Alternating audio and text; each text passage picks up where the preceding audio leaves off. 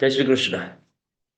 अच्छे मार्क्स लाना ये सबकी इच्छा होती है। कोई ऐसा नहीं है कि जिसको ऐसा हो कि भाई मुझे कम मार्क आए ना तो अच्छी बात है।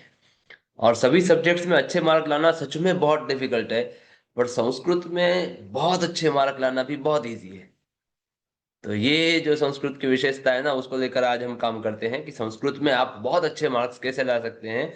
उसके लिए मैं आपको बहुत सारे वीडियोस में अलग अलग बातें समझाऊंगा। आज सबसे पहले जो समझना है वो पेपर स्टाइल समझना है। आप इस वीडियो को लास्ट तक देखें, वीडियो को लाइक कर।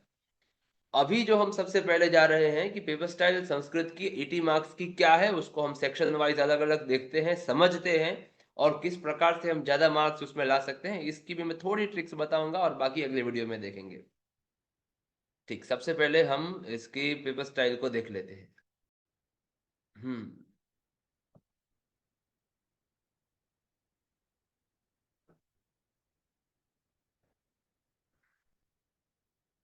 देखिए, ये हमारा पूरा पेपर स्टाइल है। 5 सेक्शन में बटा हुआ है, section A B C D E। और इसमें हर सेक्शन के 16 मार्क्स हैं। टोटल 80 मार्क्स की ये जो पेपर स्टाइल है उसमें हर सेक्शन के 16 मार्क्स हैं। हम हर एक सेक्शन में क्या क्या कैसे कैसे पूछा जाता है उसको देखते हैं। सबसे पहला जो है सेक्शन ए। सेक्शन ए जो है ना वो पाठ का सेक्शन है। इसको ध्यान में रखिए, सेक्शन ए जो है वो पाठ का सेक्शन है। पाठ यानी कौन कौन से चैप्टर्स? तो हमारा second, fifth, sixth, ninth, 11th, 12th, 15th and 17th, ये जो हमारे 8 चैप्टर्स हैं सेक्शन ए में, हर क्वेश्चन उसी में से पूछा जाएगा। मैं जो है ना सेक्शन वाइज भी पेपर स्टाइल समझाने के लिए अलग से वीडियो बनाऊंगा। अभी हम पूरा पेपर स्टाइल एक साथ थोड़ा ऊपर से देख लेते हैं। तो सेक्शन ए में क्या है? तो भाई ट्रांसलेशन है 4 मार्क का, जिसमें हमको ऑप्शंस मिलेंगे। आंसर इन संस्कृत, एक एक मार्क का एक, ऐसे 2 क्वेश्चन पूछे जाएंगे। अगर आपके पास कोई पेपर पड़ा हो ना तो उसको भी आप खोलिए और देखते जाइए और ये समझते जाइए, तो मुझे लगता है थोड़ा ज्यादा समझ में आएगा, है ना। आंसर इन इंग्लिश, 2 2 मार्क के 2 पूछे जाएंगे, यानी 2 मार्क का एक, ऐसे 2 क्वेश्चंस।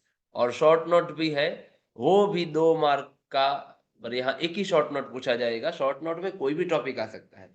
एक्सरसाइजेस में दिए हुए हैं उनमें से भी आ सकते हैं, बाहर का भी हो सकता है। शॉर्ट नोट और इंग्लिश क्वेश्चन आंसर्स लिखने के कुछ तरीके हैं, अगर उस प्रकार से लिखा तो पूरे मार्क्स मिलते ही हैं। उसके लिए भी मैं अलग से वीडियो बना बना रहा हूं, उसको भी देखेंगे हम। ये पूरा वीडियो सीरीज करेंगे कि कैसे आप संस्कृत में अच्छे मार्क्स ला सकते हैं। इसमें ये बहुत अच्छा है, 4 मार्क का कॉम्प्रिहेंशन, फुल मार्क्स लगभग आते हैं क्योंकि 3 पैराग्राफ होता है। अपने जो ये ऊपर ये जो सारे चैप्टर्स है ना 8, उन्हीं में से ये सारे क्वेश्चंस पूछे जाते हैं, वो थोड़ा ध्यान में रखिएगा। ये जो कॉम्प्रिहेंशन है वो कॉम्प्रिहेंशन भी उसी उन्हीं में से पूछा जाएगा। तो ये पूरा सेक्शन ए, देखिए आप टोटल करेंगे 16 मार्क्स हो जाते हैं। और पूरा सेक्शन ए इन्हीं 8 चैप्टर्स में से हो जाता है। कुछ इसमें प्रश्न है तो कमेंट सेक्शन में आप पूछिएगा, मैं जरूर से उसको आपको अलग से वीडियो बनाकर सब समझाऊंगा। फिर आ जाते हैं सेक्शन बी में। अभी सेक्शन बी जो है, सेक्शन बी श्लोक्स का चैप्टर है। श्लोक्स का चैप्टर है ये। श्लोक वाले जो चैप्टर है यानी काव्य वाले जो चैप्टर है हमारे 1 3 7 10 13 16 18 20, कौन कौन से हैं, क्या क्या है, वो सब हम अलग से देखेंगे। अभी हमको पूरा पेपर स्टाइल फटाफट देखना है। इसमें भी ट्रांसलेशन आ जाता है 4 मार्क का। इसमें भी संस्कृत क्वेश्चन आंसर्स हैं, एक एक मार्क के एक, ऐसे 2 क्वेश्चंस पूछे जाते हैं। इंग्लिश क्वेश्चन आंसर्स, क्योंकि इनमें से शॉर्ट नोट नहीं पूछी जाती तो इंग्लिश क्वेश्चन आंसर्स 2 2 मार्क के 3 पूछे जाते हैं, यानी 6 मार्क्स जो है वो इंग्लिश क्वेश्चन आंसर्स के हैं। और फिर श्लोक पूर्ति, 4 मार्क की श्लोक पूर्ति, जिसमें 2 मार्क का एक श्लोक, ऐसे 2 2 मार्क वाले 2 श्लोक हमको पूछे जाते हैं। और कौन से श्लोक, क्योंकि 8 चैप्टर यानी कितने सारे श्लोक हो जाते हैं, तो सारे श्लोक नहीं करने हैं हमको। कुल मिलाकर टोटल 7 श्लोकास लर्न करने हैं, जिनमें से ही पूछे जाएंगे। वो 7 श्लोक आपकी स्क्रीन पर ये रहे। चैप्टर 1 श्लोक नंबर 1 and 4, चैप्टर 7 श्लोक नंबर 6 आपत्सुरामः वाला। उसके भी अलग से मैं शॉर्ट्स आपको चैनल पर भेज दूंगा कि कौन कौन क्या है, सुन सुनकर याद करेंगे ना फटाफट याद होंगे। चैप्टर 10 श्लोक नंबर 4 and 5, चैप्टर 13 श्लोक नंबर 2 and 6। तो ये कुल मिलाकर 7 श्लोक हुए जो आपको लर्न करने हैं। फिर सेक्शन सी आ जाएगा नाट्य यानी डायलॉग्स वाले चैप्टर्स। डायलॉग वाले चैप्टर तो आप अभी भी समझ सकते हैं। 4th चैप्टर जो है अपना घटोत्कच और दुर्योधन और शकुनी वाला, जनार्दन से पश्चिम संदेश, 8th चैप्टर है पुनित एंड सुनित की जो चर्चा है, साक्षी भूतः मनुष्य। फिर 14th चैप्टर जो है चाणक्य और चंदन दास की जो चर्चा है, क इदम दुष्करम कुर्यात्। और 19th चैप्टर जो है वो शांडिल्य और परिव्राजक की जो चर्चा है, सत्यम मयूरः, क्या सच में मयूर है। ये सारे चैप्टर्स के वीडियोस भी अपलोडेड है, वो आप सभी पढ़ें। उनके इंग्लिश क्वेश्चन आंसर्स और शॉर्ट नोट्स के लिए भी अलग से रिवीजन लेक्चर्स अपलोडेड है, सब आप देखें पढ़ें, बहुत ज्यादा मार्क्स लाए। अभी सेक्शन सी में क्या है, सेक्शन सी में ट्रांसलेशन है 4 मार्क का, ये भी इन्हीं चैप्टर्स में से। अभी इसमें हु सेड, ये एक नया टॉपिक है, हु सेड, कौन बोल रहा है, ये मैच द फॉलोइंग्स वाले तरीके से पूछा जाएगा इन्हीं 4 चैप्टर में से। आंसर इन इंग्लिश इसमें 2 मार्क वाले 2, यानी 4 मार्क के हो गए। अभी इसमें शॉर्ट नोट 2 पूछी जाएंगी, 2-2 मार्क्स की 2 शॉर्ट नोट पूछी जाएंगी। इनमें जनरली कैरेक्टर स्केच पूछे जाते हैं, जैसे घटोत्कच का कैरेक्टर बताओ, या पुनित, या चाणक्य, या चंदन दास, या शांडिल्य, या परिव्राजक, ऐसे किसी के भी कैरेक्टर्स पूछे जाते हैं। शॉर्ट नोट्स के लिए भी पूरा मैं अलग से वीडियो बना दूंगा, तो आपको थोड़ा अच्छे से ध्यान में आए क्या है, कैसे लिखते हैं वो भी अलग से बताऊंगा, और कौन कौन सी शॉर्ट नोट्स आ सकती हैं। क्योंकि चैप्टर्स के एक्सरसाइजेस में हो वही आए ऐसा जरूरी नहीं होता है, कोई भी शॉर्ट नोट आ सकती है। और ट्रांसलेट इनटू संस्कृत, ये ट्रांसलेट इनटू संस्कृत जो है ना, वो मोस्टली एक्सरसाइजेस में से पूछा जाता है।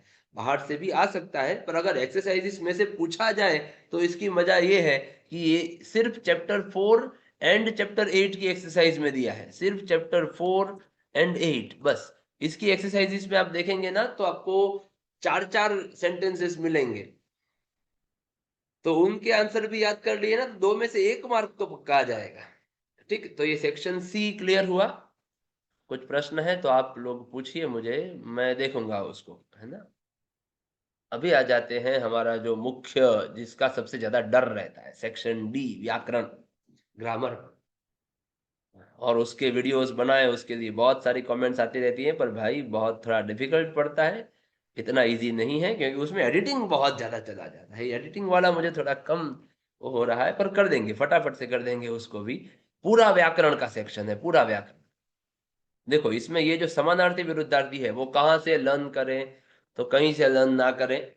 अगर आपने चैप्टर्स ठीक से पढ़े हैं तो आप समानार्थी विरुद्धार्थी के आंसर्स अपने आप से दे पाएंगे, कोई ज्यादा बहुत उसमें डिफिकल्ट नहीं होता है।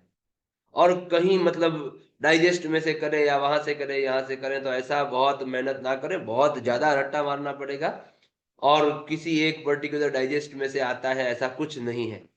कुछ एक टीचर्स कहते हैं कि सब नवनीत का पूछा जाता है, पर ऐसा नहीं है। आप पिछले 4-5 साल के बोर्ड के पेपर्स देखें, ऐसा कुछ नहीं, मतलब एक भी बार समानार्थी विरुद्धार्थी नवनीत में से नहीं आया है। तो उसके लिए उतनी ज्यादा मेहनत करने के लिए ना बैठे। धातु रूप, धातु रूप में क्या है, धातु रूप 4 मार्क के पूछे जाते हैं, बहुत ज्यादा ये कवर करते हैं मार्क्स। तो धातु रूप में जो पूछा जाता है वो है वर्तमान काल, भविष्य काल, आज्ञार्थ और विध्यर्थ। इन सभी के अलग अलग वीडियोस अपलोडेड हैं, वर्तमान काल का है, भविष्य काल का है, विध्यर्थ का है, आज्ञार्थ का है। एक एक मार्क के हैं चारों। 5 मिनट के तो वीडियो है, 5 मिनट का वीडियो देखिए, आपको पक्का समझ में आ जाएगा क्या है वर्तमान काल, क्या है भविष्य काल, क्या है आज्ञार्थ, क्या है विध्यर्थ। सबकी लिंक्स जो है ना वो डिस्क्रिप्शन में मैं डाल देता हूँ, तो वहां से आप पढ़ते जाइए उनको। बहुत इजी है, ये 4 मार्क तो नहीं ही जाने चाहिए, उतना इजी है।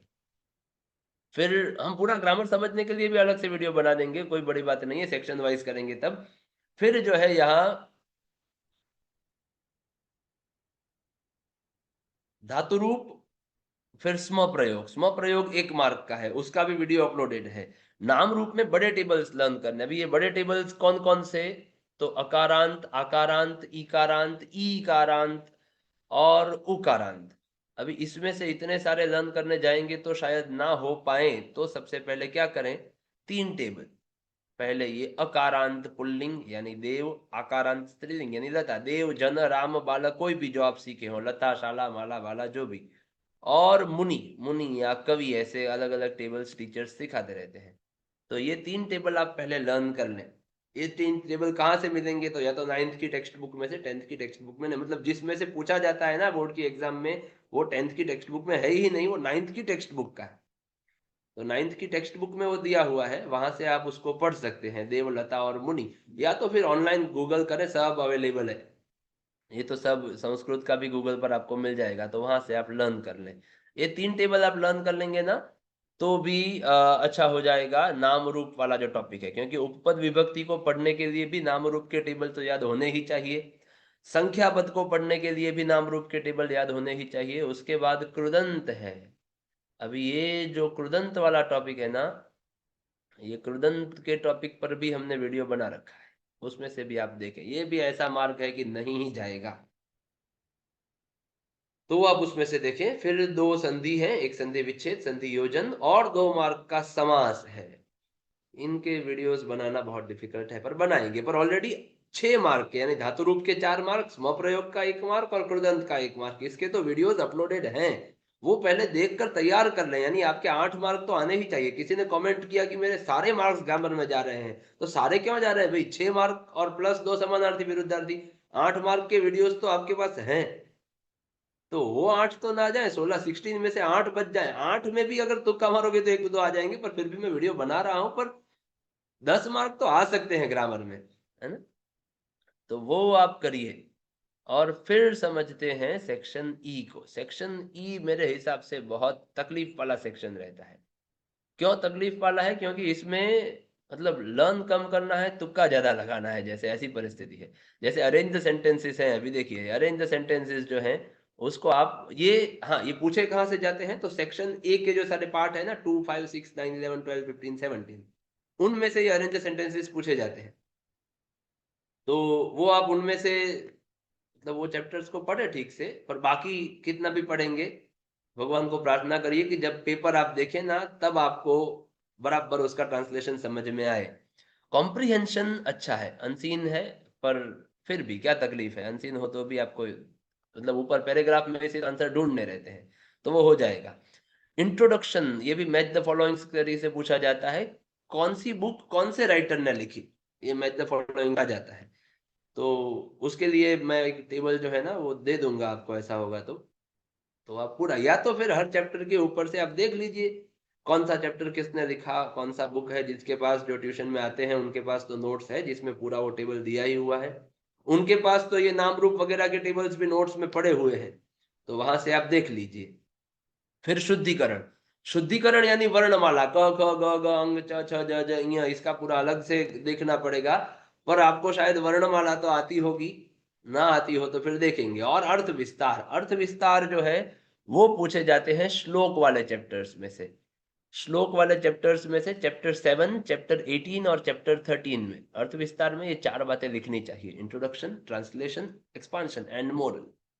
ये 4 पॉइंट्स बनाकर लिखना चाहिए, तो उसको ध्यान से देखें। और इसका अगर आप स्क्रीनशॉट लेना चाहें आप ले लें, तो आपको थोड़ा अच्छा रहे। और ये पेपर स्टाइल आपकी हर पेपर में रहेगी, तो कोई भी पेपर आप ले लो और फिर इस पेपर स्टाइल के वीडियो को देखो तो ध्यान में आ जाएगा।